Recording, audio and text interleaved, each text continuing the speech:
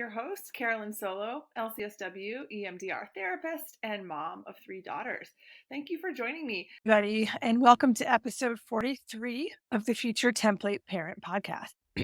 I'm your host, Carolyn Solo, LCSW, EMDR therapist, mom of 3 daughters, and thanks for joining me. Today's episode is one where I'm just going to kind of ramble. I haven't done too much prep for this episode because, frankly, I haven't had time. I'm going to make a few tangential connections with intensives.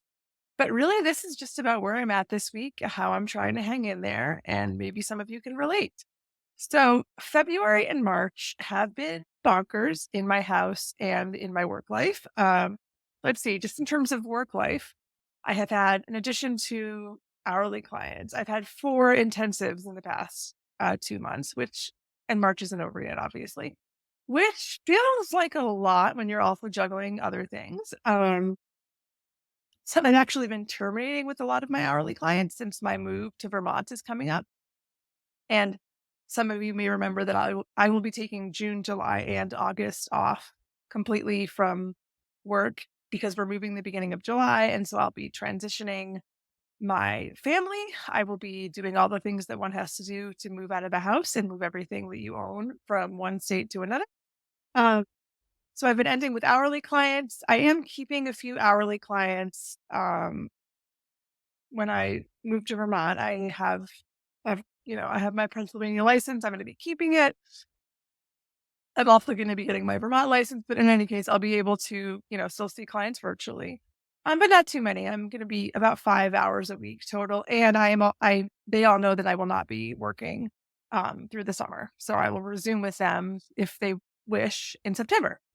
But yeah, I've been terminating with several clients. I've terminated with about like 7 or 8 people already. And I have a session next week that is a termination session. Um, a session the week after that, that's a termination session. So I'm really whittling down my client load as I've intended to. So that's been my, client work. My own other types of work. My dissertation is due April 2nd, and that means it's due in its final form to my entire dissertation committee, which means that I have to submit it to my advisor to give the final read over on March 26th. Today's March 15th, so 11 days from now. Um, and and then, any edits that I do between the 26th and the 2nd will be just like formatting mostly. I won't be able to really get a ton of feedback from him on major changes at that point. He's read everything. Well, by then he will have read everything once. So today, March 15th, Friday, I am turning in um, the 2 chapters to him that he has not yet read of my dissertation, which is looking like it's about 170 pages at this point. So over the past 2 weeks, I would say I've written about 50 pages of stuff, not stuff that I hadn't thought about, but stuff that I had to put down on paper. So I've been working on that sort of nonstop the past 2 weeks, around everything else in my life. So that's been consuming a lot of energy. I've been in my PhD program since fall of 2017, and I will be graduating in May of 2024. So that's a long time, 7 academic years. My oldest child had just turned 1, like 2 weeks prior, when I began my dissertation, and began my PhD, not my dissertation. And we had just moved from Center City, Philadelphia, where I lived for, 2008 to 2016, 6 years, 2017. I can't do math. That's 9 years? Oh my gosh. Anyway, whatever number of years it is, 9, I guess. And then we had moved to the suburbs where we live now. So I had been doing this PhD basically minus 1 year the entire time I've been a mom and the entire time we've lived in this house. And now we're moving out of this house. It all feels very kind of like, things are tying up nicely, very circular, very neat. But it's kind of wild to think about that. And that I only had 1 kid when I started the program. Now I have 3. So I've had 2 kids during the course of my PhD. There's been a pandemic. There's been building my own practice. There's been just life, all this stuff. It's been a wild ride. So yeah, so that's my dissertation. It's due April 2nd. I am still teaching. The semester ends basically end of April. So I have thankfully, this week the students were on spring break, so I had a lot of time to write and well, around my clients. And they don't have any graded stuff, and I did this deliberately until after April 2nd. They had some earlier in the semester and then haven't had any, and now I put up all the grading until after April 2nd. But I still have to teach and grade presentations and papers. And then there's been a lot of kid stuff during February and March. My oldest, as many of you know, is autistic. She has the PDA profile of autism, the persistent drive for autonomy or pathological demand avoidance, whichever you choose to say. And it's actually been kind of a bumpy past few months for her. We've had a lot of stuff going on at school. I'm actually later today about to head into an IEP meeting um, where we're trying to assess her support needs for the rest of the year and also have all that documented so that when we move to her new school, all of her support needs at the highest level are documented because it's better to have more in an IEP than less, if any of you are familiar with the IEP process. It's also been just a time of trying to support my kiddos through this upcoming move, just emotionally. Like they're excited, but it's also a lot of change. So that's been kind of taking up a lot of energy. And any of you who are parents might be able to sympathize or empathize with this. We have had a terrible bout of sickness this winter. Like we have been sick constantly. In fact, in about an hour, I'm taking my two youngest, my 5-year-old and my almost 3-year-old, to CVS urgent care to get tested for strep again because they've had a fever for like 3 days. And each time I think it's getting better, it's not. So something's going on. The number of times we've all been on antibiotics this year, I can't even count. Like my husband and I have had strep. My husband has had his tonsils out because he used to get strep so much, and he's still getting strep. So it's just been like so much sickness. And as you parents know, not only does it just stink to be sick, you feel terrible, but it completely messes with your schedule, right? Like kids are out of school, you're out of work, you're scrambling, you're trying to figure out how to get everyone to the doctor, how to get everyone enough rest. Oh, and don't forget, you're not sleeping, right? Because your kids aren't sleeping.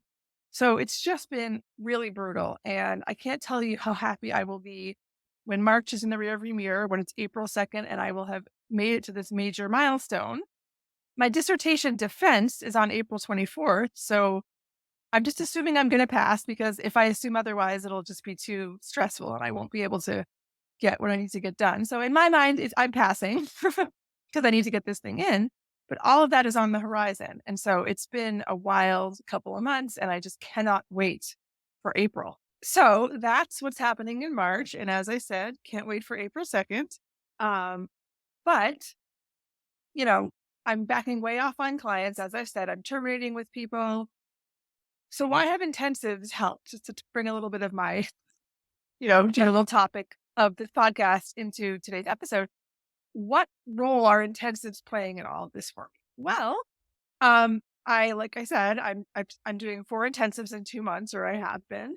And for $5,000 in intensive, that's $20K in 2 months. And that's not including my around $5K a month from my hourly clients. So that's really given me a nice income cushion right there. So I am not feeling all that frightened. I mean, this has been very intentional how I put this, to take a big chunk of time off once it gets to be June, July, August, when I am not going to be working as we do the move. So April and May, how are they looking? Well, April, I do still have hourly clients and I am finishing up 2 intensive ish. And I have a old intensive client who asked if she could come back for a couple more days. So that's basically April.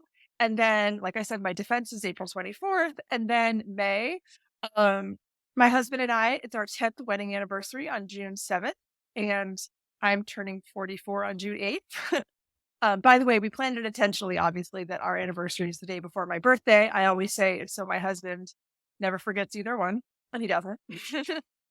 But yeah, so because of the move and stuff, we're actually not going to do anything really in June, but we are the first week of May going to go away, the two of us, for several days. We're actually going up to Vermont to the place that we're moving because we have a lot of like little business logistics to take care of. But it's also going to be, we're going to have enough time to do kind of like our 10-year anniversary getaway. So that's exciting. And then May 18th is my graduation, where I will officially become Dr. Carolyn Solo, PhD, you know, everything going well. But I'm continuing to back off on those clients. Like, I'm thinking that in April and May, I'll be averaging between 8 to 10 max hours of clients a week, which feels really good and really spacious, especially because I won't be scrambling to find time to write around all that time. And because of the intensive cushion that I have like money in the bank that feels, basically 15K for a few months of income. That really feels good as I go into taking the summer off.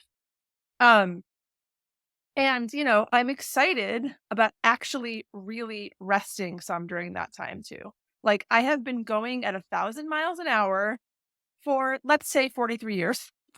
I mean, like, I have been a really over functioning, over busy, packing my schedule to the gills person. And I am ready to stop being that person. I don't want that life anymore. Like, I'm very grateful that I've pushed to get to this point, but I don't want to live that way anymore. I don't want that for my family. I don't want that for me.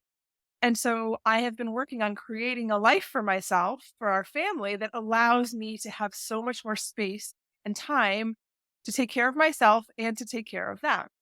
Um, so I'm really going to do some actual resting in the next few months the kids are still in school and we start to, obviously I'm going to be packing and sorting, but I'm going to have time to do it and not feel like a, banshee running around doing everything in 30 minutes first and then just collapsing into bed exhausted at the end of every day.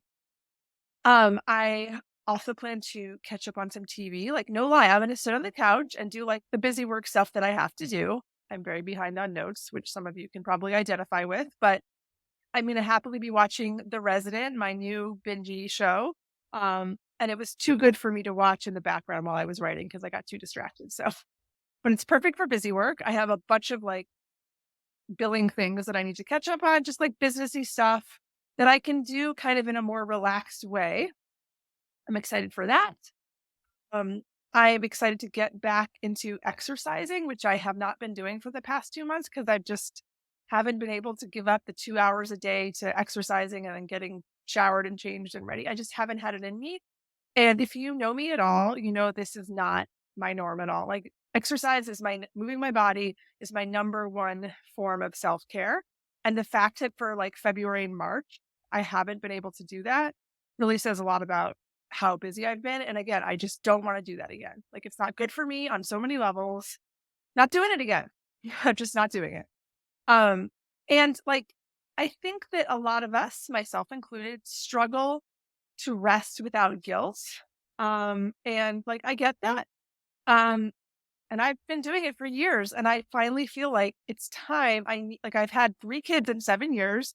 I will have gotten a PhD. I started my own business. I started 2 businesses. I've been teaching, like, it's just, and now we're going to move with it. And the move is very much an intentional slowdown. My husband is scaling way back on work and he's going to be consulting virtually, which is awesome. I am going to be focusing a little bit more on building my coaching side of things. I'm going to be continuing to offer my VIP days and then also my group coaching program in the fall. And what I'm really hoping to do is, in terms of intensives, really start devoting time to this retreat style intensive and then coaching other therapists on how to offer that, like a very high ticket intensive where you really create with the client this retreat like experience. And I'm going to be in this beautiful place that people will want to come. It looks sort of like a destination. So I'm excited about that. And I'll be talking a lot about that on the podcast. And I'm excited to bring you guys along with me and hopefully support some of you in that. Um, so that's all in the future, but I'm just so excited to actually have time to rest, get ready for this move, not just throw things in trash bags in the last 2 days and never be able to find anything ever again, because I've definitely moved like that before. I just feel like it's actually gonna feel really good to move with intention, like, carry out the move intentionally, as weird as that sounds. Um, I don't think it probably sounds weird to you guys. It's a great opportunity for me to, like, scale down and, like, just, like, declutter and get rid of the 7 years of stuff that we've accumulated with having little baby kiddos. My youngest is going to turn 3 on July 9th, like right after we move. And that feels really exciting to me. It's like, I mean, a little sad, but like 3 for me kind of signals like no more babies, like you're kind of out of the baby stage. So our move is also like we are out of the stage of babies, and that feels exciting. So it's just like a momentous time for our family in so many ways. And I've been in this super busy season, been a totally over functioning season for the past 7 years, really, but like the past couple of years in particular have been a lot. And it's not okay. I'm not doing it again. I've made it, and I'm glad that I've pushed through to make it, but I'm not doing it again. I can't. I don't want to. And I don't want to set that like standard for my kids that this is how you're supposed to live. That there are other ways to live. You can make money to sustain your life without not having a life. Like, I don't want to be 70, retire, and realize that, the years of my life when my body was the most functional, I was working 60 hours a week. Like, no, I'm not doing that. And I know that not everyone has that luxury at all, but I think the more of us who can sort of find ways to create that balance and normalize it, the better. I think I've made it through this season. Like April 2 is right around the corner. And I know you all have had times where you've been in those places too, but I'm not doing it again. I can't. I'm just not going to do it. So, just a little short and sweet episode today about where I'm at, and where how the past few months have been, what's coming up, and just how exciting it's been to like think about this new life that my family is creating, and honestly, how intensives do play a role. Um, so just wanted to give you a little behind the scenes insight. Keep following me on Instagram at Future Template Parent. Make sure to sign up for my email list, www.futuretemplateparent.com. You'll be getting all sorts of insights into what I'm up to, programs, offerings, general intensive support. And yeah, feel free to reach out to me at any point with questions. If there's topics you want me to cover, would love to know about that. Have a great week, everyone, and I'll speak to you next week. Take good care. Bye-bye.